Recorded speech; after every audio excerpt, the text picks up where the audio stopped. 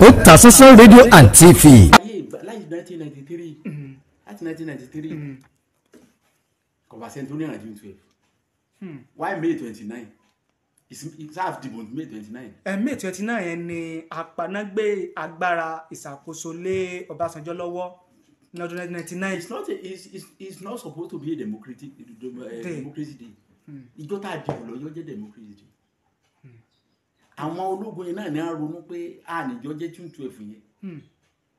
Ìgbà táwọn àgbéjọba yìí fún ní báyìí.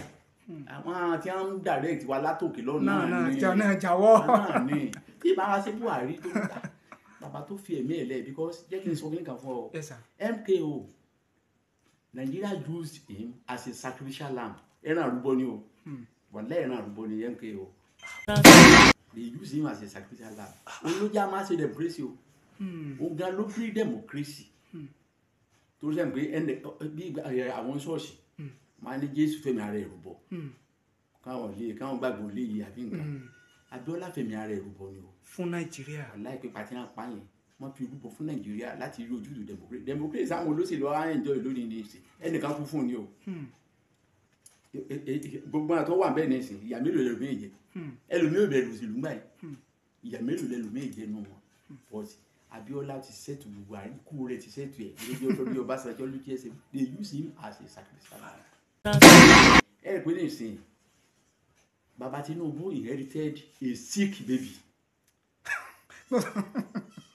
A sick baby. Sick baby.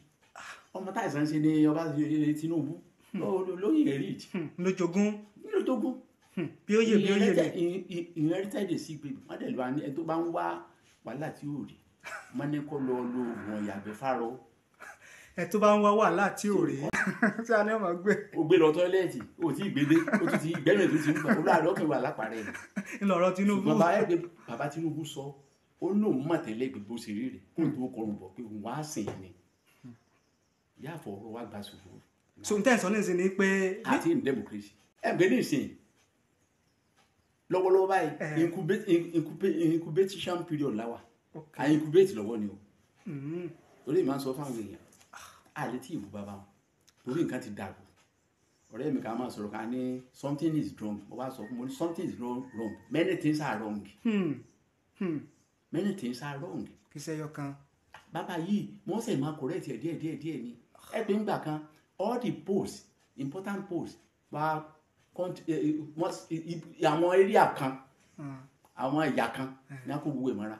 Bàbá ẹ mọ̀jà lọ bẹ́ẹ̀ o ó ti ń ṣẹlẹ̀ báyìí náà o. Nǹkan máa ṣẹlẹ̀ lọ́dọ̀ yóò bá ṣẹlẹ̀ kọjá. Ẹ̀tẹ́lùmí náà bá tún gbà ní ó tó fi ọ̀dọ̀ wọn. ọbẹ̀ ta àwọn àsọ̀rọ̀ ibẹ̀ gbọ́ wáyà. À ń sọ̀rọ̀ ibẹ̀ ẹ ṣe. Bọ̀ láti ìgbà náà ìlú 12 wa bẹ̀rẹ̀ làwa fà tá a fà dé ìsìn. Torí kọ́ dàgbà June 12 yẹn gan-an olódàbí ìgbà tí ọjọ́ tá a bí democracy ní Nàìjíríà. Torí kò sí ìbò tó dáa tó tí Nàìjíríà ti gbòmìnira 1960. It's the best, the freest and fairest election. But wọ́n deny rẹ̀. But ojú táwọn èèyàn fi wọ́n pé wọ́n deny ọmọ Yorùbá láti di ààrẹ. Torí Abíọ́lá kì í ṣológun. Ẹ̀rẹ̀ gbé bàbá tó wà bẹ́ẹ̀ náà ní ìsìnkí ṣológun.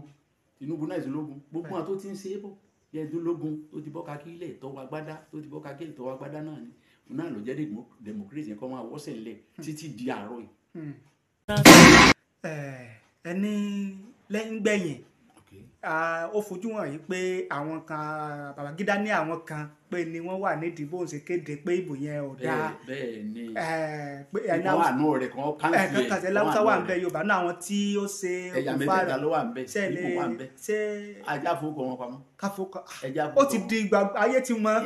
Sẹ́ẹ̀rì ń gbà yẹn kó lóun ṣàánú ni because àwọn tí mo lè dárúkọ wọn lọ títí ọyá tí mo tiẹ̀ nínú irú ẹ̀ ní ọ̀tọ̀ ìṣèríbẹ̀ yẹn yà lọ dá ABN Association for Better Nigeria but àwọn tó ṣiṣẹ́ iṣẹ́ pé ní ìsìn tí a máa ń kọ́ dákọ̀ àwọn kàbá ní sọ́ọ̀mù àwọn kàbá Nàìjíríà àbúkọ wọn àwọn kàbá ní wọn ò lóko ẹ̀gẹ́ dàjànù ta ló fojú ràjẹ́ ẹ má fojú ràjẹ́nu ti kú. Ògán ti dàjànù ni dá gbogbo àwọn kàbá ń gbà yẹ kò sẹ́ mọ orúkọ wọn ọ̀tọ̀ Ọlọ́run mọ orúkọ wọn láti ìgbà tí àwọn èèyàn ti bọ́ pé Abíọ́lá ó fẹ́ contest orílẹ̀-èdè ti di rọrùn torí mo ní ìràngbà yẹn ara búrẹ́dì Abíọ́lá wọ́n ṣe bàtà Abíọ́lá etí ìwọlé o ń bọ̀ ya ti gbé mọ́tò Abíọ́lá pé ẹnu pé ó fìfẹ́ hàn láti jíde mọ́tò Abíọ́lá bàtà Abíọ́lá ọ̀sẹ̀ Abíọ́lá gàrí gbogbo oríṣiríṣi nǹkan Abíọ́lá bóyá yẹn náà èèyàn wá rí òun tí gbogbo ìfìsẹ̀lẹ̀ àsádìbò yẹn ìbò ìgbà náà ìṣèbò pé ká máa tẹ̀ka. A kí gbogbo ẹ̀yin lólùfẹ́ wa tẹ́ ń wò wá tẹ̀dẹ̀ ń gbọ́ wá káàkiri àgbáyé lórí ìkànnì wa ìkànnì yín Otasansan TV. Ojú tẹ́ fi ń wò wá kò ní fọ́, etí tẹ́ fi ń gbọ́ wá kò ní di láṣẹ Èdùmàrè. Ìbànújẹ́ ó kéré ni ó tóbi ni kò ní jẹ́pin wa o lágbára àdẹ́dàá. Yorùbá ní ọwọ́ tó bá ṣẹ́gun sí ní jọ́bẹ̀rẹ̀, ọwọ́ wa báyìí láfi gbáre ayé wa, àní ṣàṣedànù, àní ṣàṣeré, àní ṣàṣejẹ lágbára àdẹ́dàá. Lónìí ọjọ́ 12 oṣù kẹfà ní orílẹ̀-èdè Nàìjíríà ni à ń ṣe àyájọ́ ọjọ́ ìjọba tiwantiwa. Tẹ́ ẹ bá gbàgbé, tẹ́ ẹ bá rántí, ìjọba orílẹ̀-èdè Nàìjíríà lásìkò ìṣèjọba Muhammadu Buhari gẹ́gẹ́ bí ààrẹ ó ti wọ́gi lé ọjọ́ 29 oṣù karùn-ún gẹ́gẹ́ bí àyájọ́ ọjọ́ ìjọba tiwantiwa tó sì ní a máa ṣe ìjọba tiwantiwa ìjọba àwarawa ní gbogbo ọjọ́ 12 oṣù kẹfà ọdọọdún la máa ṣe ọjọ́ ìjọba tiwantiwa lórílẹ̀‐èdè Nàìjíríà láti fi mọ ìmọrírì àti láti fi máa bu ọlá fún olóògbé Mashood Kásìmáwò Ọláwálé Abíọ́lá MKO gẹ́gẹ́ bí ẹni tó fi ẹ̀mí ara rẹ̀ lélẹ̀ fún ìjọba tiwantiwa láti fẹsẹ̀ múlẹ̀ lórílẹ̀‐èdè Nàìjíríà. A wá lọ sínú ìgboro láti lọ ṣe ìfọ̀rọ̀wérọ̀ pẹ̀lú òǹwòye àwùjọ tí wọ́n mọ bí nǹkan ṣe ń lọ láti bá wa sọ ohun tí wọ́n mọ̀ nípa ọjọ́ 12 oṣù kẹfà ọdún 1993 ìṣẹ̀lẹ̀ tó ṣẹlẹ̀ nígbà náà níbi tí MKO Abíọ́lá tó ti díje fún ipò ààrẹ lórílẹ̀‐èdè Nàìjíríà nínú ẹgbẹ́ òṣèlú SDP tí gbogbo ọmọ orílẹ̀‐èdè Nàìjíríà tí wọ́n sì jáde tí wọ́n tú jáde láti fi ìfẹ́ hàn sí MKO Abíọ́lá tí wọ́n sì dìbò fún un tí gbogbo àgbáyé fi ìdí ẹ̀ múlẹ̀ wípé ìbò ìgbà náà ìbò ọdún 1993 ó ní ìbò tó sì dáa jù lórílẹ̀‐èdè Nàìjíríà. Ṣùgbọ́n lásìkò tí wọ́n ń ka èsì ìdìbò yẹn lọ́wọ́ tí ó sì ti ń fojú hàn wípé MKO Abíọ́lá ò ní aráàlú dìbò yẹn ló jáwé olúborí. Ṣùgbọ́n tí ìjọba ológun ìgbà náà léyìí tí ọ̀gágun Ibrahim Babangida tó ń darí rẹ̀ tó sì kéde wípé òun wọ́gi lé èsì ìdìbò tí àwọn aráàlú dì láti fi yan MKO Abíọ́lá gẹ́gẹ́ bí ààrẹ nígbà náà kó tó di pé rògbòdìyàn bẹ́ sílẹ̀. Báwo ló ṣe lọ? Báwo ló ṣe ṣẹlẹ̀? Ẹ já farabalẹ̀ ká gbọ́rọ̀ lẹ́nu òǹwòye àwùjọ bàbá olùkọ́ni Yekin Ọlábàmíjì Tìjání. Ẹ farabalẹ̀ ẹ já jọ gbọ́ àlàyé ọ̀rọ̀ bó ṣe lọ. Orúkọ mi ni Yekin Ọlábàmíjì Tìjání. Àwọn ológun ń ṣèjọba nígbà òdì 1992-1993 Babangida wọn ni kàn dá ẹgbẹ́ òṣèlú sílẹ̀ tẹ́lẹ̀tẹ́lẹ̀ láyé Ṣàgàrí ẹgbẹ́ òṣèlú 5 ló wà nígbà yẹn. Ìgbà tó yá wọ́n ní àwọn ológun o kó wọ́n gbéjọba sílẹ̀. Ìgbà yẹn Babangida gẹ́gẹ́ bá a ṣe mọ̀ wọ́n wá ní pé n tó ṣẹlẹ̀ pé òun gan fúnra rẹ̀ lọ́dẹ́gbẹ́ méjì lẹ̀ ìkan jẹ́ NRC ní Babangida. Ibrahim Babangida. Ibrahim Babangida. National Republic Convention àti SDP Social Democratic Party ló dálé ìgbà yẹn. Náà Kádékúrú gbogbo local government tó wà ní Nàìjíríà ló kọ́ ilé ẹgbẹ́ méjì sí. Tani yẹn? Babangida. So that kò fẹ́ kí òṣèlú ìgbà yẹn kó wà lọ́wọ́ àwọn olóṣèlú. ẹ bá ti mọ̀ bí ìgbà tó pé èèyàn fi ẹ̀jẹ̀ inú ti tọ́ funfun jáde torí tó ń ṣe yíyan mo ní káwé èèyàn dìde fún ààrẹ ní SDP MK Abiola ló ṣojú wọn ẹnìkan tó wá láti Kano àbí láti Lausa Basiru Tofa olóṣè NRC gbogbo ẹ̀ sáà ń lọ campaign lọ nǹkan kan tó sì pàtàkì jù ni pé láti ìgbà tí àwọn èèyàn ti gbọ́ pé Abiola ó fẹ́ contest orílẹ̀-èdè ti di rọrùn torí mo ní ìràngbà yẹn ara búrẹ́dì Abiola wọ́n ṣe bàtà Abiola etí ìwọlé o ń bọ̀ ya ti gbé mọ́tò Abiola pé ẹnu pé ó fìfẹ́ hàn láti jíde mọ́tò Abiola bàtà Abiola ọ̀sẹ̀ Abiola gàrí gbogbo oríṣiríṣi nǹkan Abiola bóyá yẹn náà àwọn èèyàn wá rí òun tí gbogbo ìfìsílẹ̀ asádìbò yẹn ìbò ìgbà náà ìṣèbò pé ká máa tẹ̀ka àtẹ̀ka o wọ́n gbé àwòrán àwọn èèyàn yẹn síwájú pọ̀ tó fà wá lẹ́gbẹ̀ẹ́ kan àbí ó wà lẹ́gbẹ̀ẹ́ kan wọ́n wá ní kó kálukú tò á tò bí abálẹ̀gùndé ni bàtà àtò yẹn tó bá ti wá di àsìkò kan péré bóyá àgbo 12 ìkan náà tí wọ́n ń ṣètò ìdìbò yẹn wọ́n á dúró lẹ́yìn wọ́n á wá kàyé wa wọ́n sábẹ̀rẹ̀ sí í kà wọ́n bẹ̀rẹ̀ sí í kà gbangba làṣáta nìyẹn gbangba làṣáta ni o bọ̀kú tó dìgbà yẹn Babangida àṣeburúkú sí rere wọ́n mú method kan wá ń gbà yọ option A4 ni kó tó lè contest láti unity ẹ̀ ló ti bẹ̀rẹ̀ unity the world the local the state the federal ẹ̀ tí ọba ti gbà fún ní unity ẹ̀ wọ́ọ̀dù lè gbà fún nígbà yẹn option yẹn dẹ̀ dáa odijọ́ tá a dìbò àwa lò tó kì í sì pé bọ́yá mọ́ ọ̀gbá wa kọ́rùn lọ́wọ́ bẹ́ẹ̀ o àjọ tó ni. ẹ̀yin náà dìbò. mo sẹ́ẹ̀lù kan gbọ̀ngàn mo ti ń sẹ́ ń gbà yẹn. gbàgálẹ̀ wà ń gbà yẹn. tí sí primary school aráàlú láti dìbò yẹn á tó ni. population SDP ti Abiola sojú wọn wá lọ bíi ó fẹ́ tó kìlómítà kan kì í sọ̀nà kan o àwọn àti yẹn kàrọ̀ àwà péréte àdèdìbò yẹn kó tó dìrọ̀lẹ́ àríwó ti ń sọ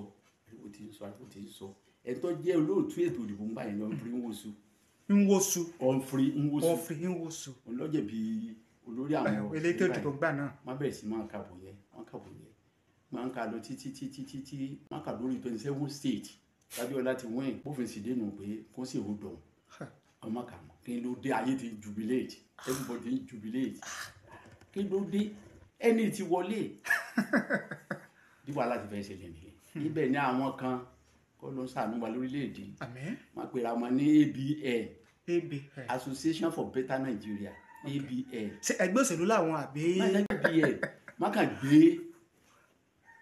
kéèsì yẹn lọ sí kóòtù pé kò stop election yẹn o pé kò wọ́n má kà mọ́ torí àti rí pé Abiola ti wọlé. ṣé àwọn ABS yẹn. ABN Association for Better Nigeria. ṣé Yorùbá ní náwó àná nàbí yíbọ àbáwúsá. gbogbo àwọn ọmọ ìdàgbé yẹn náà. nasa wà bẹ́ẹ̀. kí ni ó ṣẹlẹ̀ ní pé akàgbọ́ lọ́sàn-án kan òfin kan nìkan dàgbé èyí ti rí ọkùnrin ti wọlé Abiola ti wọlé bí gbogbo ẹsẹ̀ bẹ̀rẹ̀ sí dàrú ni wọ́n ṣàánú election yẹn ibẹ̀ wà láti bẹ̀rẹ̀ that was 1993 ibẹ̀ wà láti bẹ̀rẹ̀ kí ló dé kí ló ṣẹlẹ̀ ń gba ìwò táìrí gbogbo ẹ̀ ti fọ́jú pọ̀ mọ́ra wọn. Abiola ń ṣe bẹ́ẹ̀ ni Abiola ṣe lọ sí Ẹ̀pẹ́ ìlú mọ̀ ń pe àdúgbò kan ní Ẹ̀pẹ́ Tẹ̀dó lẹ́kọ̀ọ́ bó ṣe lọ declare ara rẹ̀ as the president of Nigeria. Ẹ̀pẹ́ Tẹ̀dó ló ti declare ara rẹ̀. Ẹ̀pẹ́ Tẹ̀dó ní à ń pè ládùúgbò yẹn ní à ń pè àdúgbò yẹn lẹ́kọ̀ọ́ bó ṣe lọ declare ara rẹ̀ gẹ́gẹ́ bí president of Nigeria pé òun ló ń wọlé. òun ni aráàlú dìbò yàn. ibẹ̀ ni ológun ti ṣe pàápàá wọn lọ gbé káwọn pàṣẹ wọn ṣàgbé lọ ní a ṣe wà lọ Àbújá nìyẹn ní a ṣe ń wà lọ ní làwọn US ń pè àwọn aráàlú òkèèrè ń pè kí ló ṣe ń dá àwọn ti gbé ń wo ṣùgbọ́n I am going to take care of the situation wọ́n ṣàṣe tì mọ́ ilé nìyẹn títí wàhálà wa bẹ̀ láti gbòòrò níbẹ̀ tó jẹ́ president lọ́wọ́lọ́wọ́ báyìí ìyẹn president Tinubu ó wà lára àwọn èèyàn jà fún gbà yẹn wọ́n dá nàdẹ́kọ̀ lẹ̀ níwọ̀ ya wọ́n dá rédíò Kudrat lẹ̀ àwọn ológun ọmọ ibi rédíò yẹn ti wọ bírèdì wọ́n sì ń wọ́n káàkiri gbogbo àwọn jàǹkàjàǹkà náà wà ń bẹ àwọn nàdẹ́kọ̀ yẹn ọlọ́pàá wọn sá lọ ẹni tó wà láàrin ní ìsìn náà sá lọ bẹ́ẹ̀ ni agbọ ológun wa gbogbo wọn láti pa gbogbo wọn dànù ní wọn kálukú wọn sá lọ ìlú èdè oṣù mẹ́fà pápá àpàṣà wọn sá ti Abiola mọ́lé miraculously ká má mọ̀ fàkùn lọ títí wọn ni a fún tíìmù ni wọn lọ sí ìjọ kejì tí wọ́n rí bí wọ́n ṣe ń rìlíìsì ẹ̀ náà báyìí ìjọ náà ní a ní àfọ̀ǹtì ìmú ló bá kú. ok kì í ṣe inú àtìmọ́lé gan ló kú sí. inú àtìmọ́lé ló wà ọdún wọn fáyé rìlíìsì ẹ̀ fẹ́ǹfẹ́ tó ti ti ara ẹ̀ ti dàlẹ̀ gan torí ẹ̀ ń bá aráwò náà gbàyànjá pt ẹ̀ ẹ̀fẹ̀ gbogbo ẹ̀ má dẹ̀ wà ní wàá fún wa ní nǹkan jẹ fún wa ní tí nǹkan kan dẹ ó mu tí yẹn tẹ báyìí àǹdá ìjì ẹ̀ bí gbogbo sì wá dàrú pàpàlà ni àwọn èèyàn bẹ̀rẹ̀ sí sun nǹkan máa sun táyà wọ́n ń dólé wọ́n ń jó nǹkan kan káàkiri kò sí tá a fẹ́ ṣe àwọn èèyàn dìde bọ́tì lọ́tún ló sì sá ibẹ̀ ni ó ti dọ́wọ́ wọn máa lọ bí Babangida lè pé kí ló tọ́ àná ò lè ṣàtò dáa tó báyìí tó yẹ pé gbogbo àgbáyé ń lọ fẹ́ dáa jù ó ní torí pé àwọn èèyàn fẹ́ máa ń plan kú pé kú ó ṣẹlẹ̀ tóun bá àná rẹ̀ nígbà tó ń ṣèwádìí bọ̀ ọmọ Yorùbá wà nù àti àǹkan àná rẹ̀ ọmọ Ìgbò wà ń bẹ ọmọ Haúsá wà ń bẹ yàtọ̀ sí deny Abíọ́lá tí ó fi jẹ ààrẹ ń gbà yẹn nù bọ̀ láti gbà náà ìdú tó ìlú wa bẹ̀rẹ̀ ńlá wa fà tá a fàdí ìsìn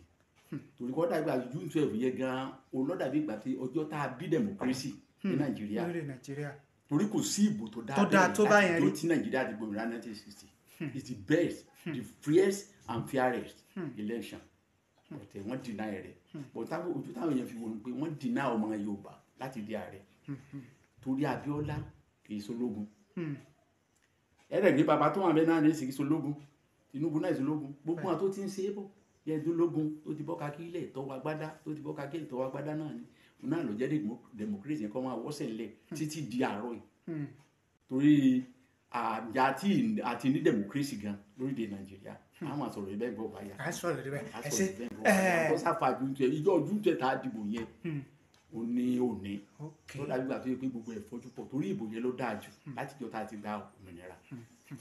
ẹ wá jẹ́ ká wo ìṣẹ̀lẹ̀ June 12 yẹn dáadáa ẹni lẹ́yìn gbẹ̀yìn ó fojú hàn yìí pé àwọn kan Babangida ní àwọn kan pé ni wọ́n wà nídìí bóun ṣe kéde pé ìbò yẹn ò dáa bẹ́ẹ̀ ni pé àwọn àna rẹ̀ kan kàṣẹ láwùsá wà ń bẹ Yorùbá náà àwọn tí ó ṣe ẹ̀yà mẹ́tẹ̀ẹ̀ta ló wà ń bẹ ipò wà ń bẹ ajá fowókọ wọn pamọ́ káfọkọ ẹja ó ti di ìgbà ayé ti mọ. sẹ́ẹ̀rì ń gbà yẹn kó lóun ṣàánú ni because àwọn tí mo lè dárúkọ wọn lọ títí ọyá tí mo tiẹ̀ nínú irú ẹ̀ ní ọ̀tọ̀ ìṣèríbẹ̀ yẹn yà lọ dá ABN Association of Better Nigeria àwọn ni but àwọn tó ṣiṣẹ́ iṣẹ́ pé ní ìsìn tí a máa ń kọ́ dákọ̀ àwọn kàbá ni sọ́ọ̀mù àwọn kàbá Nàìjíríà àwọn orúkọ wọn àwọn kàbá ni wọn ò lórúkọ ọ̀gá dàjànù tá ló fojú ràjẹ́ ẹ má fojú ràjẹ́nu ti kú. ọ̀gá ti dàjànù. ọ̀gá ti dàjànù ni dá gbogbo àwọn kàbá ń gbà yẹn kò sẹ́ mọ orúkọ wọn ọ̀tọ̀ Ọlọ́run mọ orúkọ wọn ó sì ń sẹ̀sán fún kálukú tó lọ́pọ̀lọpọ̀ wọn ti jáde láyé o pẹ̀lú sẹ́ẹ̀bù tó àwọn tó wà láyé bí i Abacha wà nù wọn. àmọ́ ẹnu dọ́rọ̀ Abacha bàbá torí pé ìṣẹ̀lẹ̀ June 12 náà ni ó bí Abacha torí pé lẹ́yìn tí June 12 yẹn ṣẹlẹ̀ táwọn ọmọ Yorùbá àtàwọn kan láìlẹ̀ Haúsá gan tí wọ́n dìde pé àníṣe àgbẹ̀tọ́ Abíọ́lá fún un nígbà tí wàhálà yẹn pọ̀ lọ́rùn Babangida ló mú Babangida step aside ló fi pé ọya ẹja tù inú ló fi lọ mú Sónẹ́kàn tẹ́ bá rántí bàbá. kó tó mú Sónẹ́kàn ṣe ń bá Abacha kò sí kó jẹ́ ṣe Nàìjíríà tí ó ṣe nù wọn. Abacha ìmọ̀ sọ fún yín kò sí àwọn ará àwọn tí wọ́n kí nǹkan bọ Babangida náà pé ní yóò ẹ fagilé o ẹ bá fagilé báyìí bá wọn kan plan àná àná plan kú ibẹ̀ ni Babangida ló ń step aside ló ń yẹ̀bà ló fi yan Abacha. ok sábàṣà lọ káàbí Sónẹ́kàn. nígbà ọ̀yá ni Sónẹ́kàn yẹn wọ́n fi Sónẹ́kàn tù àánú ni Abacha gan-an fẹ́ gbé wọ́n fi Sónẹ́kàn tù àlójú ẹ̀ tí ó dìbò lẹ́yìn ẹ̀sìn tẹ́lẹ̀ pé nígbà Sónẹ́kàn wá ń ṣe báyọ̀ sùsù mẹ́ta àbí nǹkan ìwòsàn bá Abacha ṣe dé nù àwọn yẹn lúgò tẹ́lẹ̀ ni wọ́n lúgò tẹ́lẹ̀ ni àná wàá gbàjọ bẹ́ẹ̀ ọwọ́ Sónẹ́kàn he was forced to sign he signed under duress. Wow. ní Sónẹ́kàn yes orú ni a lọ. àwọn bàbá tí ò fẹ́ kú. either you sign or we kill you. kí ni ọ̀wá sí. orí sign ni máa Abacha ti gbàjọba ni but thank God àti Abacha lónìí àtẹnukẹ lónìí ọ̀yájọ́ kẹjà àjọ kẹẹ̀ẹ́dógún síra wọn. bàbá lè dákẹ́ bẹ́ẹ̀ lórí ọ̀rọ̀ Abacha yẹn inú ìwádìí táwa gẹ́gẹ́ bí oníròyìn a sì wádìí wípé inú ìwádìí wa àbọ̀wádìí wa fi hàn wípé àwọn èèyàn ń pariwo, àwọn kan ń pariwo pé Abacha ọ̀dà, Abacha ọ̀dà, síbẹ̀ ara àwọn kan tí wọ́n rí àwọn nǹkan rere tí Abacha ṣe, ṣùgbọ́n gẹ́gẹ́ bí àwa bàbá, gẹ́gẹ́ bí àwọn oníròyìn àwọn ò lè sọ pé ibi ọ̀sẹ̀ rírè, ṣùgbọ́n ẹ̀yin bí ẹnìkan bí ò lè ṣe lè ṣe àpèjúwe Abacha, Sunday Abacha. ṣé rí ìjọba àgbà náà ìjọba tí ìgbàgbọ́ àdúrà ẹ̀ wáyé mọ́ ni. irọ́ ni. because wọ́n ní killers squad. killer squad. àwọn bíi gbogbo àwọn tó ń bá ṣiṣẹ́ ńgbà náà àpàyàn pọ̀ náà wọn irú Rogers àwọn èèyàn kan gba Mustapha wọn kan gba àwọn kan tó yẹ pé ìjọsìn kí ló fa kúkú dira wọn máa lẹ́yìn náà ní apá ní àlọ́pàá èmi ń lọ ní ní à ń lé lọ ní à sì pàdánù ó ní àwọn group tó yẹ pé if you are against him. torí Kúdírá yẹ ìyàwó Abíọ́lá yẹn ó náà dúró gbagba bí ọkùnrin ó lè dúró gbà yẹn pé àníṣe ẹ á gba ẹ̀tọ́ ọkọ mi. seriously ìgbà tó bá ti against wọn wọ́n ti láwọn èèyàn fi mú fílẹ̀ káàkiri àwọn Rogers àwọn yẹn killer squad ní à if you are against their government they eliminate you that's all n tó fi lẹ́ngbà yẹn nìyẹn therefore oníròyìn gan ọ̀pọ̀lọpọ̀ oníròyìn gan ló sá lọ ọ̀pọ̀lọpọ̀ oníròyìn ló gbẹ́nu ẹ̀ lọ ọ̀pọ̀lọpọ̀ newspaper yẹn gbẹ́sẹ̀ lé wọ́n gbọ́dọ̀ gbé nǹkan kan jáde mọ́ kó tó di pé ànàdé kò yẹn sá ń fà kó tó wá di pé ó rọrùn díẹ̀ mọ gbogbo ògbà Abacha ṣe yẹn ẹ̀yin náà ẹ wò láti gbàdá Abacha ti kú ẹ wò bí wọ́n ṣe owó tí wọ́n kó pamọ́ tí wọ́n ṣe ń sẹ̀ǹdí ẹ̀ sí alówó Abacha. alóba ni kó pamọ́ ni. ẹ bẹ́ẹ̀ bá sọ ń gbàdá nìkan wọn kò òun ti lọ. ó ti lọ ìṣèlú ń gbà yẹn. ṣùgbọ́n Abacha wọ́n ní inú ìṣèjọba rẹ̀ tí àwọn kan sọ wípé dáa ó ní wípé kò fààyè gba àwọn òyìnbó láti mọ lo agbára wọn tí wọ́n ń lò lórí wa tẹ́lẹ̀ pé kò fààyè gba wọn láti lo agbára wọn yẹn ṣùgbọ́n síbẹ̀ náà ọ̀dọ̀ wọn lẹ́yìn tó ń kówó wá lọ. tí ọba kò fààyè gbòyìnbó àbí. pé láti wá mọ lo agbára lórí wa. tó bá fààyè gbòyìnbó wọn tètè mú un ná wọn tètè mú ẹ wo tí wọn ṣe fún Gaddafi wọn òyìnbó wọn tètè mú tí wọn bá ti wá ó ti mọ̀ pé wọn á rí secret wọn bá rẹ̀ ní secret ibẹ̀ ni ó ti mú ẹgbẹ́ bí ẹ bá wíìkì sí ibẹ̀ náà ti mú yẹn ibẹ̀ náà ti mú tó fà ní. ibẹ̀ náà ti mú. ẹ má dẹ̀ jẹ́ inú burúkú yọ̀ọ́ mọ̀ rògbé burúkú dáa ni ẹ bá jẹ́ inú burúkú yọ̀ọ́ mọ̀ rògbé burúkú dáa ni bọ̀tẹ́ tí o bá jẹ́ inú burúkú yọ̀ọ́ mọ̀ àgéèsì tó bá dẹ̀ jẹ́ àgéèsì mọ́ ń gbà yẹn they eliminate that person. nígbà tí olóyè MK Abíọ́lá tó dolóògbé a ní bí ọ̀sẹ̀ kẹta rẹ̀ òun náà ni a gbọ́ ikú Abacha bẹ́ẹ̀ wá ní ìgbìyànjú mi tó ti bẹ̀rẹ̀ láti jẹ́ pé ká padà sí ìjọba tiwantiwa tó di awuyewuye lọ́dún 1993 ibẹ̀ ni wọ́n ti wá yan bàbá Abdulsalam Abubakar gẹ́gẹ́ bí ìjọba fìdíhẹ́ pẹ̀lú àdéhùn wípé yóò ṣe ètò bí a ṣe bọ́ sí ìjọba alágbádá padà lára àwọn tí Abacha tẹ́ra àwọn tó pakù tápára rẹ̀ ọ̀ká ṣùgbọ́n tó tì mọ́lé ó ní bàbá Olúṣẹ́gun Ọbásanjọ́ wà náà fi lọ mú bàbá pé kó máa bọ̀ ló fi díje nínú ẹgbẹ́ òṣèlú PDP tẹ́ bá rántí bàbá. ṣé Abdulsalam bàbá yẹn dáa ṣùgbọ́n nǹkan agbára tó jẹ́ agbára tí ń kọ̀ǹtró tiẹ̀ náà nínú àwọn kábàdì mo ní kò sí dáàbò ẹni á fi ẹ̀wọ́ kọ bàbá yẹn. bọ̀dà gbọ́ nínú ìtàn wípé bàbá yìí náà Abdulsalam yẹn náà ni ó ṣètò bí wọ́n ṣe bá a ṣe bẹ̀rẹ̀ democracy tuntun ẹlẹ́ẹ̀kẹrin ní ọdún 1999 ó náà ló ṣètò rẹ̀. my brother madaru náà gbogbo ẹ̀ ṣé ẹ rí ọ̀rọ̀ Nàìjíríà káfí inú adákẹ́ ni àkàrà ya akẹ́ni náà tí ìbá ló wọn máa sọ ìyẹn lè develop tí ọ̀yọ́ develop torí these people they have organized or arranged themselves wọ́n ti mọ̀ mọ́ ṣe ṣe lọ́kọ̀ àsáwọn èèyàn ọmọ Nàìjíríà wà fi ṣe ìṣòwò ẹ̀kú àmúmọ́ra bí ìgbẹ̀yìn jẹ́ tó fi nǹkan ẹnu kò ṣeé tú dànù iye ò ṣeé gbé mi oríṣiríṣi báyìí they are just playing us they are playing us up till now they are playing us. Because in a situation táwọn sections one part of the country that will be where they are the owner of this nation they have organized themselves tí wọ́n bá kó ilé ọbọ̀ ọbẹ̀ tí wọ́n bá kó ilé ọbọ̀ ọbẹ̀ tí wọ́n bá kó ilé ọbọ̀ ọbẹ̀ ọ̀ntì bọ́lọ̀ ń sẹ̀ bó ṣe máa tó yìí kó bá tó délẹ̀ ní dáadáa o gbogbo ìgbà yẹn ìgbésí ayé tó lágbára ni pé tó méjèèké bá gbọ́ wọ́n ní experience is the best teacher àbí experience is the dangerous teacher o. dẹ́n àbí náà. it's a dangerous teacher gbogbo tó ṣẹlẹ̀ gbà yìí tẹ́yẹ̀ máa ń sọ fọmọ àti ọmọ àti ọmọ pé ọlọ́mọdé ìgbà yìí tó wà lé sọ wá bẹ́ẹ̀ teacher nù it's a dangerous teacher.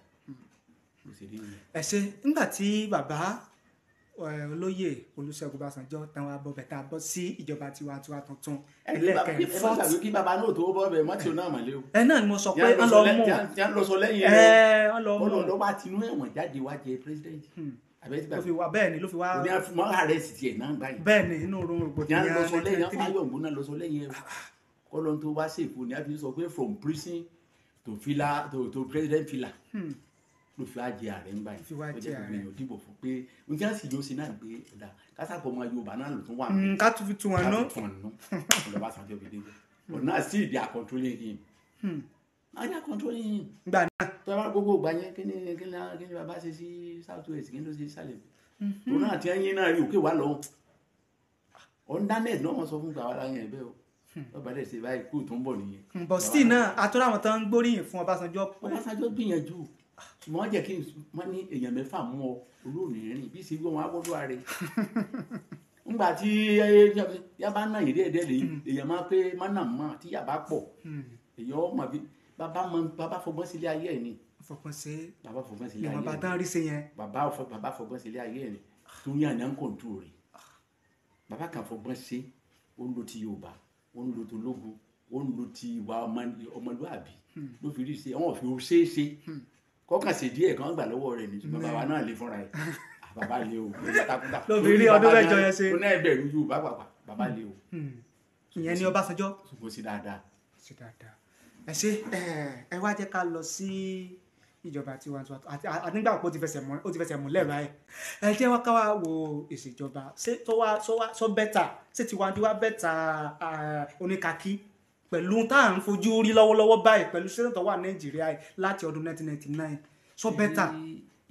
ìjọba olóṣèlú tí ò dára rárá a lè fi wọ́ ìjọba òun kàkí o òun kàkí ò ní pé ẹ lọ dìbò ń bí kankan tá a fẹ́ rè tí a bá ti wí náà ni tí ìwọ náà gbé lẹ́yìn tí a bá ti wí náà ni ṣùgbọ́n tá a bá ń gbé democracy my question tó jẹ́ home assignment wa pé are we truly democratic in Nigeria now. náà ni ti béèrè gbogbo wa gan ni. we are not as at now tí ìbá ẹ rí i pé nígbà tí Buhari ń lọ òun ló sàn rè láti ayé láti 1993 kọ̀bàṣẹ́ tó ní ìrìnàjò 12 why May 29 it's half the month May 29. May 29 yẹn ni apanágbé agbára ìṣàkóso lé Ọbásanjọ́ lọ́wọ́ ní ọdún 1999. It's not supposed to be a democracy day. Ìjọ tá a dìbò lọ́yọ́ jẹ́ democracy day. Àwọn ológun yẹn náà ní a ronú pé a níjọ jẹ́ June 12 yẹn. Ìgbà táwọn àgbéjọba yìí fún ọ̀nì báyìí.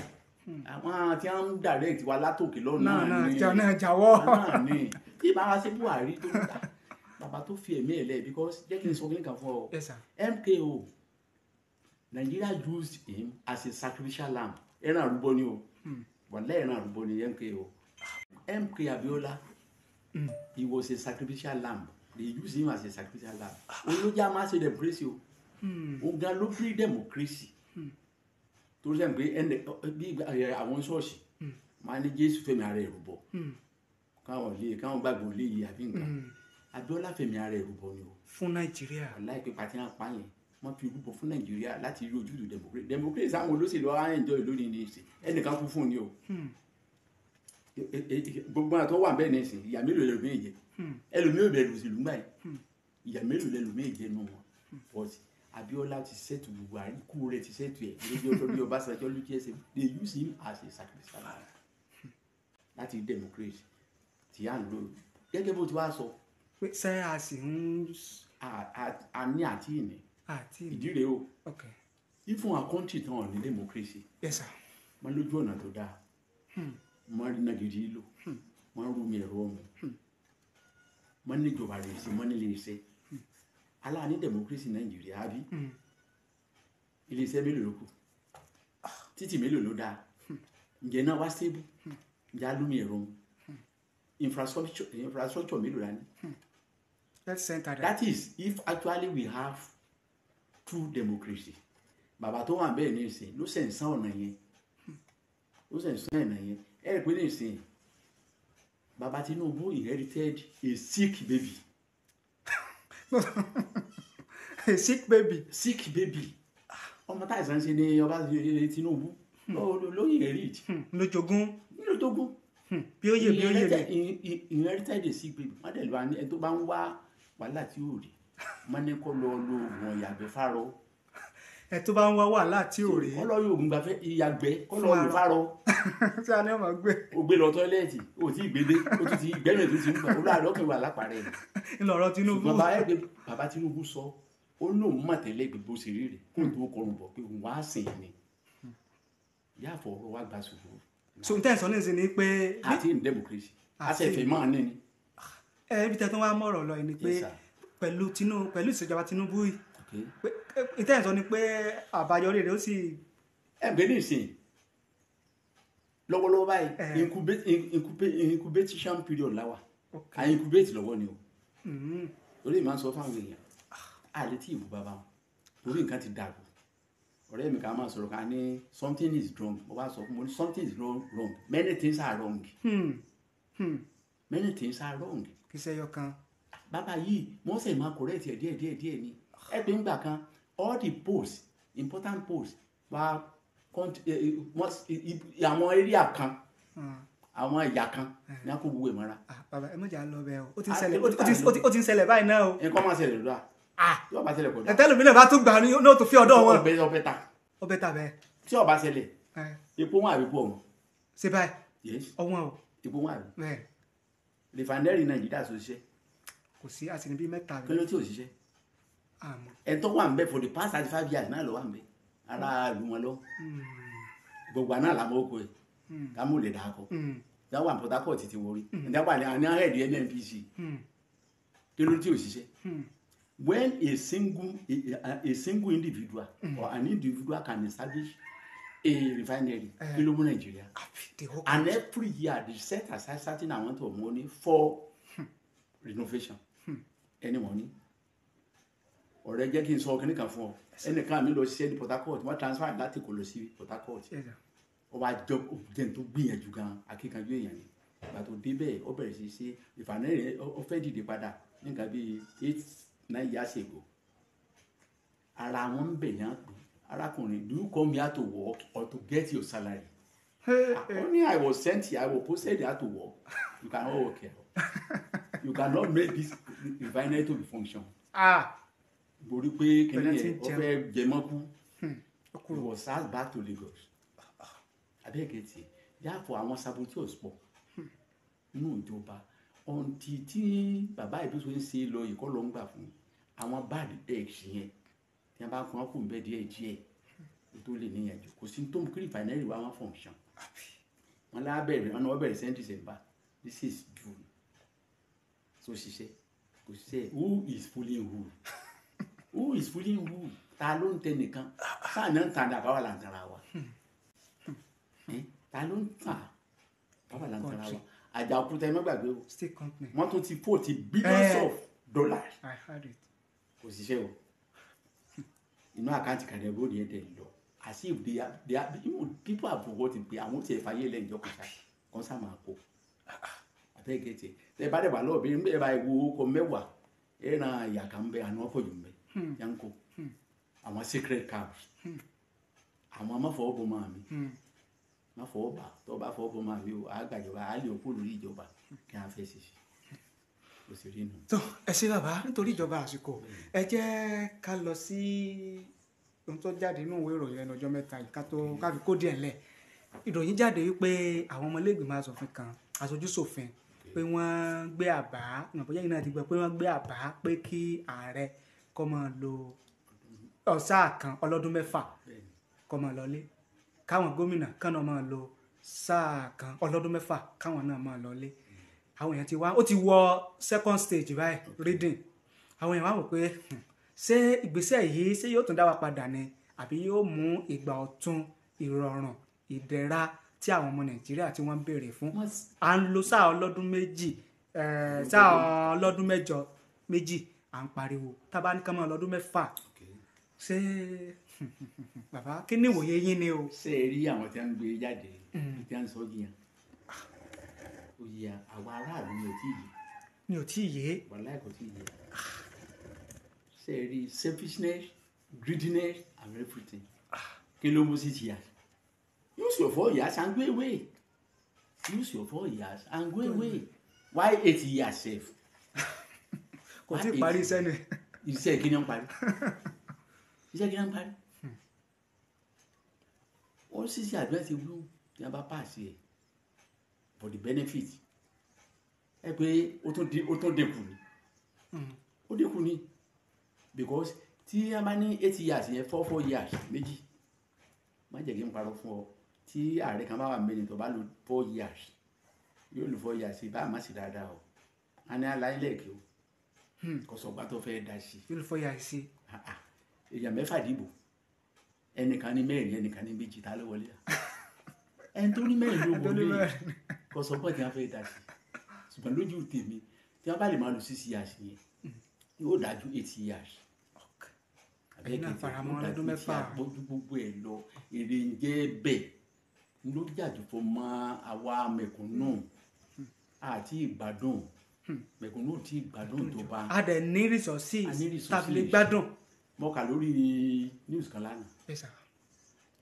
àwọn èèyàn wa gold area kan north àsáwọn ọba àwọn honorable members àwọn aráàlú wọn bẹ àní àwọn àlẹyìn kan máa jí gold yẹn wá my brother wọn wá ń kó lọ Dubai owó rẹ̀ làwọn ń gbà wọ́n wá ní láti kọ kíní kan mọ́ nílùú ẹ̀yìn kọ́ńtró tí ẹmbásì ìdálé epo lẹ̀ ní south east or south south any illegal refineries why not illegal mining ẹ wá ń kó owó tíá ẹ fi ń finance Nàìjíríà ẹ kó owó tí ẹ lọ kú lọ Dubai ẹ fi ń ṣe wọ̀tọ́ ọlọ́mọṣẹ́ rẹ̀ ṣe o ọ̀pọ̀lọpọ̀ tí a kó lọ Dubai ọmọ àwọn ọmọ ìyàwó wọn kú dànù náà ni wọ́n yà wá lọ wúlò fún country mi what is the fate of the common masses in Nigeria that is our problem.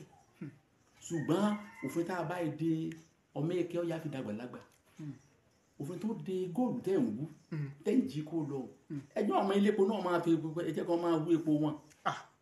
I told somebody pé when a business is illegal the income derived from it is legal and taxable. Ibi tá a bá ti business yìí o kò bófin mu owó tá a bá rí ń bẹ̀ bófin mu á san owó orí lórí ẹ̀yìn. Where a business is illegal the income derived from it is legal and taxable. Gbogbo refinery tẹ́ ìsúná dànù ẹ̀jẹ̀ kan wá register lọ́rọ̀ government tí wọ́n bá tà lọ́dún tàbí lóṣooṣù ẹ̀jẹ̀ kan máa san tax fún government díẹ̀ illegal yóò yẹ illegalize ẹ̀ ń bọ̀ ọ̀bá yá iṣẹ́ ìkẹ́ máa sun gbogbo ẹ̀ náà dànù a sì sun bí wọ́n ti ń góòlù àdùn náà nílé náà o àwọn epo ní Port Harcourt àlọ́ fún Kaduna ẹ̀wù yẹn jẹ́ àtọ́jọ́ ti pé tó pẹ́ gbogbo oríṣiríṣi yẹn kò tí ì jẹ́ ká stable that's why people are clamoring for restructuring let each section go. kámọ́ lọ. regional government èmi support yẹ o. ẹ̀yin náà support yẹ. wọ́n tá a bá ń rí ìlú mi ń bí kábíyèsí wa àtàwọn aráàlú á decide kí n táwọn wù ń bí kí la fẹ́ ṣe bẹ́ẹ̀ kí la fi fún state bẹ́ẹ̀ kí la fún federal bẹ́ẹ̀ kí ilé federal náà máa control alọ́ anírìfọ̀sùn ń bí àdìpẹ̀já ń bẹ́ẹ̀ tá a bá fẹ́ pẹ̀já ń bẹ́ẹ̀ á sì lọ gbàtẹ́ lábùjá ní wáyé ẹgbà tilẹ̀ ilé ẹ̀tún gbà tinú omi ṣé Àbújá lọ́sùn ìgbàgbọ́ ká fẹ́ pẹ̀já lọ́sùn ká fẹ́ Àbújá láti lọ gbà sí. ṣùgbọ́n tá a bá ní regional government kò ní irú yẹn ò lè ṣẹlẹ̀. regional government náà wà náà wó lọ́wọ́ sí. náà fi ṣe àwọn kan yẹn. owó kòkó náà ẹ̀kọ́ kòkó house owó kòkó náà ṣe stadium Ìbàdàn náà that's the first television in Africa owó kòkó náà dálẹ̀ ṣùgbọ́n ní ìsìn pé gómìnà kan bá pawó tó ní àwọn nǹkan lọ́dọ̀ ní ìsìn Àbújá ni ǹjẹ́ obìnrin abáyé ló fún wọn ní àǹfààní 30% derivation àwọn ká sì jókòó tán àṣìṣe kankan yẹn sì ń jẹ tó yorí bẹ́ẹ̀ mo fi sọ pé democracy wa kọ́ ló ń bá fìdí ẹ̀ múlẹ̀ kẹfìdí múlẹ̀ o June 12 táǹsì lónìí ṣe we are celebrating it to remember MKO ilé láfẹ́ kí democracy ṣiṣẹ́ ó ti ká mọ́ gbádùn báyìí àwájọ mọ́ ní lókè 25 years àti bàbí ọmọ 25 years tí ó lè darí ẹ̀bùn ó ti dàbí irun àbí ọ̀dàbí irun ó ti dàbí irun 25 years tí ó lè dárìn àti ìmọ̀ rìn báyìí bàbá ń bọ̀ àárín èlò a sì ń rákòrò àti rìn oúnjẹ mẹ́ta ò pè mọ́ ọ̀pọ̀lọpọ̀ ọmọ ọ̀sìn tá à ń bí wọ́n ọmọ tí wọ́n ń pè pipe borne water ẹ bá ní pipe borne water wọn á ní kí wọ́n ń pè bẹ́ẹ̀ bọ́ọ̀ wò lámọ̀ pipe borne water pipe sì ń bẹ nínú ilẹ̀ ìjọba wo ni ó sì fún wa. ayé ìgbà yẹn omi ẹ̀rọ ilé seriously táwọn máa fi ṣeré táwọn àìsàn gbé sósì wàsà ibi ẹ bá jọba dénú. tọ́jà yìí pé táwọn fẹ́ mú mi àìsàn mú kọ́ọ̀pù lọ díẹ̀ ẹ̀rọ gbà náà sílẹ̀ democracy wà nù. kọ̀sọ̀ náà mọ́ àbá àtàrà wa jẹ. kọ̀sọ̀ náà tó dáa. kọ́ ló ń fún ìjọba tó wà ń bẹ̀ kọ́ ló ń fún ọ̀ṣẹ́ káwọn aráàlú náà ṣe sùúrù ọdún tí ń sàfẹ́rì tight. gan ẹ pé bàbá náà sọ láàárọ̀ ọ̀nà speech wọn ó ní I am feeling your pain bọ̀ sẹ́mu pé ibi tí òpè bá ti pọ̀ ju ọ̀tá lọ wọ́n pọ̀ ta o. ibi tí òpè bá ti pọ̀ ju ọ̀tá lọ wọ́n pọ̀ ta o wọn ò pè ti pọ̀ ju bàbá lọ. ẹ wò ní ṣe ministry yẹn dálẹ̀ ministry of humanitarian affairs pé ministry nǹkan o wọ́n bo owó bẹ̀ gidi ẹ ló máa fi tọ́jú àwọn aráàlú wọ́n sì ń kó lọ the richest people now and not only ministry of humanitarian affairs ẹ wọ ọmọ kékeré kan tí a yàn abẹ láìpẹ́ ní suspend ọmọ kékeré tí ò sí wà láyé bílíọ̀n lẹ́mọ̀ ló aráàlú ò sì lè jẹ́ ẹ̀mẹ́ta what have we say is that democracy àwarawa oúnjẹ ò sí jẹ education ò sí kó medically ẹ ń bá ọlọ́mọdé àti ìkìlọ̀ títì embassy tó bá lọ ní ìdílé lọ́n ta paracetamol láti jọ go to pharmacy now and see how much they are selling paracetamol that's a democracy ṣé democracy la ń pè é àlépo àgbàdùn èpo àníná àgbàdùn náà àwa wà létí odò àti wọn fi tọ́ ọmọlé that's craziness. àwa létí odò à ń fi tọ́ ọmọlé so yorì bẹ́ẹ̀ kò bá mu kó ló máa tó ilé-èdè tó sàmú wa. bàbá ẹ pé wọn ní ìyá ọmọ tó sọ mẹ́ẹ̀ ní ẹkún sún mi ẹkún ó sú mi ó ti bá bìbú jìnnà o. ìyá ọmọ tó wọn dá ìwọ ọmọ yìí ẹkún sú mi lọ́mọ àjẹ ó ti bí àbíkú jìnnà bẹ́ẹ̀ má dẹ̀ pẹ̀ nù tọ́ílẹ̀tì nù ilé ìyàgbẹ́ ká gbóòórùn mọ̀ wọn ní sí alílẹ̀ nàìjíríà sọ́kà sọ wa dáadáa gan ni o. àbá ti ọ̀pọ̀lọpọ̀ ìbá ti kú dànù ọ̀pọ̀lọpọ̀ òǹkú náà o. wọ́n kú. ṣùgbọ́n tí ẹ bá pẹ́ nù tọ́ílẹ̀tì èèyàn gbóòórùn mọ́ yóò ti adapt. tó gbé òfin wéra wọn. yóò ti adapt. tó bá ti pẹ́ tọ́ílẹ̀tì ò ní gbóòórùn mọ́. tàbí tó bá ti pẹ́ nù òkun èèyàn mọ̀ rí náà ní ìṣá nàìjíríà sọ́kà tó wà lágbára jẹ́. ṣùgbọ́n pẹ̀lú bàbá tó wà ń bẹ èròǹgbà rẹ̀ kó ló máa mú wá sí mọ̀sẹ̀lẹ̀ dáadáa ó ń gbìyànjú ṣùgbọ́n àtòkò rọra how many of them are ready to sacrifice their life for the betterment of Nigeria? Abiola sacrificed himself for the betterment of Nigeria, but wọn àjẹ kó rí ṣe. Up till now spirit rẹ̀ ó sì ń wí church àwọn kan. Yes. Àwọn tí wọ́n sọkún bá pẹ́ ń gbádùn tí wọ́n gbádùn àwọn tí wọ́n bẹ láyé nínú wọn gbádùn. Àwọn tí wọ́n ti kú dàtú ti kú. Wọ́n pa ìyàwó wọ́n pa fámìlì kankan mọ́. Palábàṣẹ rẹ̀ ńgbà náà. Àti àwọn fagilé dìbò náà ní ìsìn kọ̀ǹdíṣàn tí wọ́n wà ọlọ́run náà lọ mọ́. Ẹ ń bá dẹ̀ pariwo ta kó ń síìkì náà lọ́mọ kó síìkì. Ẹlòmíì wá tí yóò sponsor tó kó síìkì. Ẹ dà máa gbọ́ kẹ́ni kan died in Dubai hospital. Kẹ́ni kan died in South Africa hospital. Nàánà ni. Kọlọmba fún bàbá Tinubu kọlọmba fún ìjọba ṣe. Àmín ẹ ṣé bàbá àwọn èèyàn ń gbádùn yín gan o ó yà pé ká má kúrò lọ́dọ̀ yín mọ́ ni ṣùgbọ́n torí ìjọba àsìkò nítorí ìjọba àsìkò ẹ ṣé gan àmọ̀rí yín bá ṣùgbọ́n ìjọba àwọn gómìnà ní South West wọ́n ṣèpàdé ní ọjọ́ Saturday wọ́n sì fẹnu kò láti yan Babájídé Sanwó-Olú gẹ́gẹ́ bí alága àwọn gómìnà ní South West nílẹ̀ Yorùbá nínú ìpàdé wọn yẹn tó wá fẹnu kò wípé àwọn ń tà àwọn fọwọ́ sí ọlọ́pàá ìpínlẹ̀ pé inú àwọn dùn bí àwọn ọmọlẹ́gbẹ̀mọ aṣòfin bí wọ́n ṣe ń jára mọ́ lájẹ́ pé kó di òun àkọ́kọ́ nìyẹn ìpinnu wọn kejì ni pé wọ́n láwọn ò fara mọ́ bí àwọn kan ṣe ń kígbe Yorùbá nation páwọn faramọ́ ń tàwọn o pé àwọn ọmọ ń parẹ́ o ìyẹn Yorùbá nation bíi àwọn leader àwọn pé àwọn faramọ́ ẹ̀yin bí ẹnìkan gan ṣe é faramọ́ Yorùbá nation. ẹ mọ̀ pé a gómìnà wa South West wọ́n gbogbo wọn máa ń harun tẹ́lẹ̀ ojú oorun yẹn wà. tẹ́lẹ̀tẹ́lẹ̀. má ṣẹ̀ṣẹ̀ jí ni ẹ gbé kọ́ ló ń fọ̀rùn kẹ́ Akérédolú bàbá yẹn gbígbèsè pé regional integration gbọ́dọ̀ wà. Yes, okay. Whether you are APC control state or PDP control state or NPP control state, South West regional integration nǹkan kan gbọ́dọ̀ báyìí wà papọ̀ at least èdè báyìí wà papọ̀ àbí ọlọ́pàá àbílẹ̀ dáa ẹ pé lẹ́nu sì tí wọ́n gbégbèsè pé ká ní àwọn Àmọ̀tẹ́kùn ọkàn balẹ̀ o mi gbọ́dọ̀ pa fún mi ọkàn balẹ̀ o state police tí wọ́n kílámọ̀ fún tó tá lè mọ support yìí irú ní Yorùbá nation ní Yorùbá nation that name Yorùbá nation làwọn èèyàn ń pariwo what is Yorùbá nation what is regional government it's unanswered question. Yorùbá nation and regional government what is the difference but governor tó ń sáàfù lọ́wọ́ under the president kò gbọ́dọ̀ máa pé Yorùbá nation because as if you are instigating people against the government. Agbọ́dọ̀ ni. Immediately they approved for us a regional government. Yorùbá is in the Southwest. Is that not a nation? Because there is difference between a nation and a country. Yes. Nation, àwọn adájọ́ sọ èdè kan náà. Tí ẹ̀yà wọn papọ̀, tí ọ̀rọ̀ wọn èdè wọn papọ̀, yes, bẹ́ẹ̀ni. Nation, yes. Southwest is a nation. But Yorùbá nation, method gan fi gbé wa ń gbà yẹn tó fi wà violent. They have criminalized those people. They have bring the idea young guy in Yorùbá nation. What is the difference between Yorùbá nation and regional government? Tawadi the answer me. Personally, Yorùbá nation no Yorùbá nation. What I want is peace for all nations in Nigeria. The northern something, they are a nation. Southeast, they are a nation. South, the Jaw, the security, it is a nation. Combination of many nations is our country, Nigeria.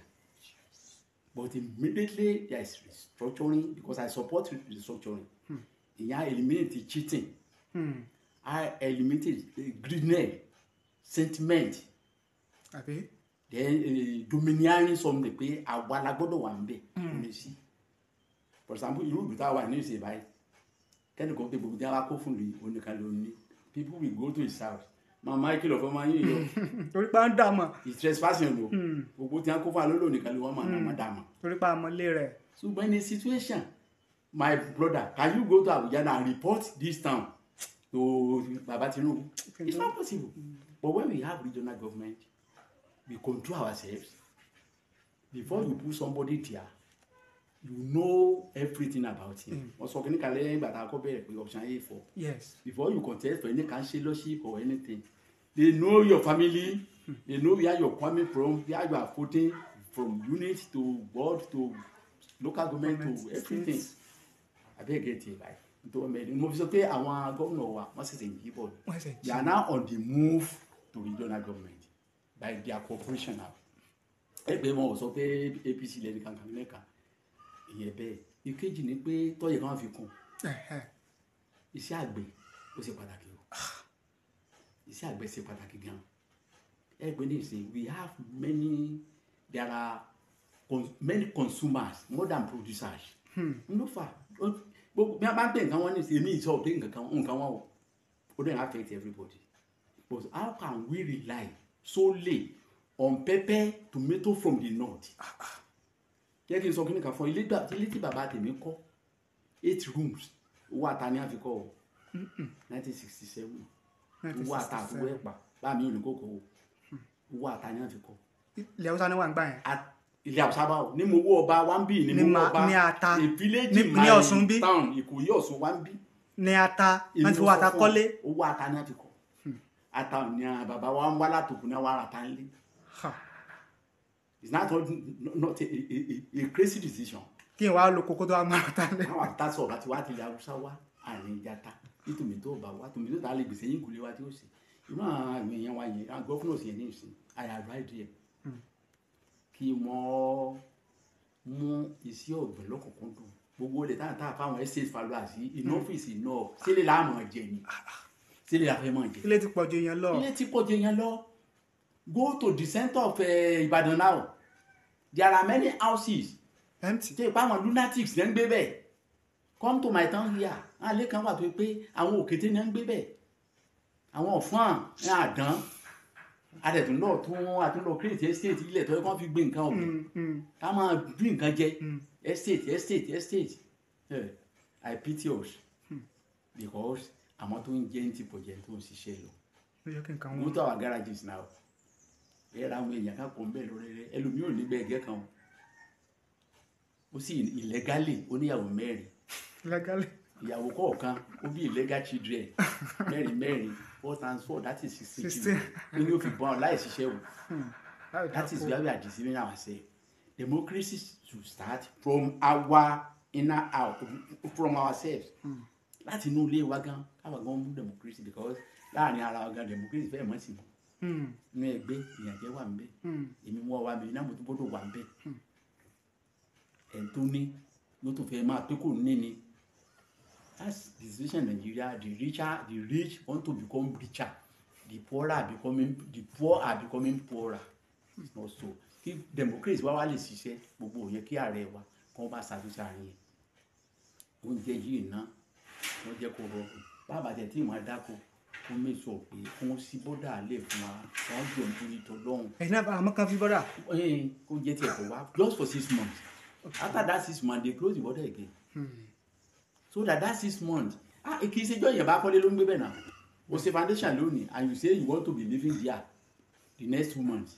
O ní o ṣe foundation. It's not possible. Tí wọ́n bá a sí ilé díẹ̀ náà wọ́n kúkú sí ń bì kan kó sì ti àná bí kò sì fà tó ń jẹ bá wọlé díẹ̀. No soften problem because people are hungry. Hungry man is an angry person because he has many mouths to feed. Wọ́n sì ní awọ́ sòkòtò sùn kò gbogbo ọmọ jàdú o. Ẹni ibi bá ń kọ ọ̀rọ̀ rí lẹ́nu o. Bébí bá ń pàdé bá ń sọ̀rọ̀ sòkòtò ọ̀rọ̀ Port Harcourt ni wọ́n máa sọ because he is feeling hungry. Ẹ gbé ní ọ̀pọ̀lọpọ̀ if you are going to town now ọ̀pọ̀lọpọ̀ ti wà wọ́n ti wẹ̀ wú ìbínú gan tó bá fèsì fara kọlẹ̀ lómi báyìí ní tó lè gba ẹtí èèyàn because he has not taken anything since yesterday. Ìjà tí ń ṣẹlẹ̀ láàrin ọjà báyìí kékeré láàrin òǹrajà àti òǹtajà nígbà tí iye tí ń ta nǹkan mẹ́rin lọ́nà ẹ ta fún ọmọ àtọ́ dìjà. Ọjà gan ṣe ná mọ́ kí ló fẹ́ ná what you buy yesterday you are not buy it today. Ọlọ́run ṣàánú Ọlọ́run máa tún orílẹ̀-èdè yìí àgbé ìjọba kí bàbá Tinubu kan jọ torí Ọlọ́run fún àníjọba ìṣe ló sì ṣàánú àwa náà káwa mẹ̀kúnnù náà òun kálukú wà bí nǹkan kan tó bá lè máa fọwọ́ pọ̀ dà lẹ́yìn ìkùlé ẹ̀ láti bá àwọn nǹkan gbé orí pé ẹ̀yin sọ fẹ́ wọlé nìṣẹ́ ọba àwọn nǹkan kan ní ẹ̀yìn ìkùlé àgbẹ̀sùn náà pò àgbẹ̀lá. ara láti kó lọ́rọ̀ tí ń bẹ́ẹ̀ tó bá ti ń so. mo sì rí nu èmi ò tiẹ̀ rárá ọba ẹgbẹ́ márùn-ún bọ́ bá ká ìyàwó sì pé náà tí mo sọ náà á sì sí á fi jàmàlà á jẹ òun kálukú náà sì yẹ àwùlẹ̀ máa dẹ́ too much reliance on the northerners is enough is enough. Ó gbé kan wá ní ìsìn ìjẹ́ jà sí láàsì ní ọwọ́ mẹ́nu bá yẹn kí á ní ká sọ màálù dè yẹn. Pé ká mọ̀ fàyè gba màálù. Ká mọ̀ náà bí èèyàn. Náà ní ká mọ̀ fàyè gba. Sọ́ba làákàyè mọ̀ ara tí mo sọ pé àká ti gbà fún àná ní Nàìjíríà rẹ̀. Kì í sì ṣẹ́bi wọn. Àwa Yorùbá àwa ará àṣàlẹ̀ níta yóò ń jẹkújẹ náà ni. Táwọn ń jẹ màálù ni. My brother sọ ń jẹ màálù. I have a Fulani friend wọ́n sọ pé kòkó àwọn ni màálù. Kòkó táwọn gbé ni màálù. Pé Yorùbá ni ó sì sanwó ẹ̀. Sáǹjẹ́ bọ́tú máa ń kó wá yẹn ẹ̀ dà sínú oko wa gọ́ọ̀mẹ̀ntì á lọ dáko ẹ̀ dá màálù ọbẹ̀ gbogbo gbàdó ẹ̀gẹ́ ẹ̀ máa wú fún màálù wọn máa jẹ.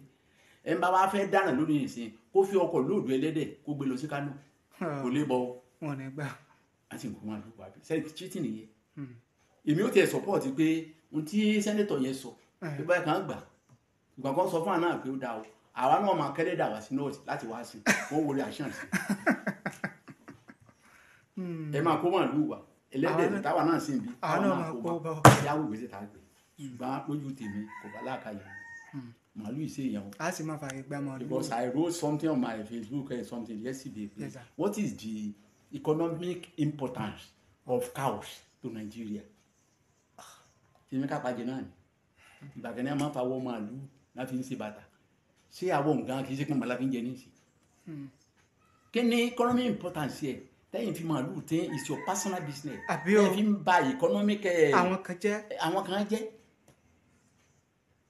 Ẹ dá màálù wo lóko lóko ẹ sì fi ba gbogbo ko lóko jẹ́. Bí wọ́n bá dẹ̀ pa màálù yìí ìṣídà kẹ́ gé ẹni yẹn lọ́wọ́ tàbí kẹ́ pan abẹ́ bábá lóko yẹn. Is that not craziness? Kó ń kálukú ọlọ wá ibi tí ọba ti máa ṣe nǹkan ọ̀sìn ẹ̀. Kó kálukú máa wá ibi tí ọba ẹ̀ ń bá fẹ́ ṣe màálù kó dáná ọgbà lẹ́kọ̀ọ́ kún ọ̀dà abẹ́. Ẹ bá fẹ́ ṣe wúrẹ́ kó dáná ọgbà lẹ́kọ̀ọ́ sí wúrẹ́. Irú my village now ó ti ẹ̀ gbọ́dọ̀ sí ẹran bẹ́ẹ̀. Bọ́ bá gbé nǹkan tí bá jò tẹ̀ ní ìsìn ọba ń bẹ̀ ni. Torí wọn ọgbà wọn àgbà ń ba oko jẹ́ wọn ti cancel ẹ̀. Nígbà tó ní kan kò sí ẹran ni wọ́n wà kó. If local a village Village tó lè ṣe yẹn kí ló mú tá a lè ṣe yẹn Nàìjíríà. Ó kálukú sí nǹkan rẹ̀ níbi tó bá ti wà kó má fi bàǹkó ní nǹkan jẹ́ mọ́.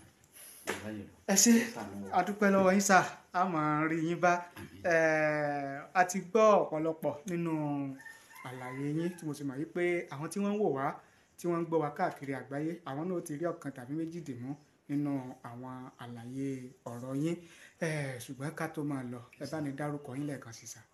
Èmi Abdulyakeem Ọlọ́bánjí Tìjàní láti ilé tìmí yóò sùn ìṣọ̀kan South LCDA lọ́sùn sí tiwa mi. tó sẹ́yìn náà ti gbọ́ ẹ̀kúnrẹ́rẹ́ ọ̀rọ̀ àtúpalẹ̀ àlàyé ohun tí ohun òye wa olùkọ́ni Yakeem Ọlábàmíjì Tìjàní tí wọ́n bá wa sọ ẹ̀yin náà ti rọ́gbọ́n kan tàbí méjì dìmọ́ nínú tí bàbá wa bá wa sọ àdúrà wa náà ni wípé kọ́bẹ̀ Èdùmàrè kó bá ní dá ìrọ̀rùn padà sórílẹ̀-èdè Nàìjíríà o kí gbogbo ọmọ orílẹ̀-èdè Nàìjíríà ká lè máa gbégbé ayé rọrùn bíi tàtẹ̀yìnwá ibi náà láti máa gé pété lórí ètò fún tèmi òye ọ̀rọ̀ lórí ìkànnì Otasansan TV orúkọ tèmi ò yípadà Tajudeen olówó òkèlè lórúkọ tèmi ìnàjú ẹkùn tí bọdẹ lẹ́rù ní gbogbo ìgbà ẹ̀ṣọ́ kò yí ni mí ìkòyí ẹ̀ṣọ́ ní ilé baba tó bí mi lọ́mọ nílùú kábíyèsí aláyélúwà ọba Taofik Iyèọlá Àkàndé Mọ́rẹ́nigbadé Oyèbọ́adé àkọ́kọ́ Olúkòyí tìlú Ìkòyí mo fi ń dágbére wípé ire àtayọ̀ kò ní tán nílé gbogbo wa ẹ ṣé àdúpẹ́ àmọrírì yín.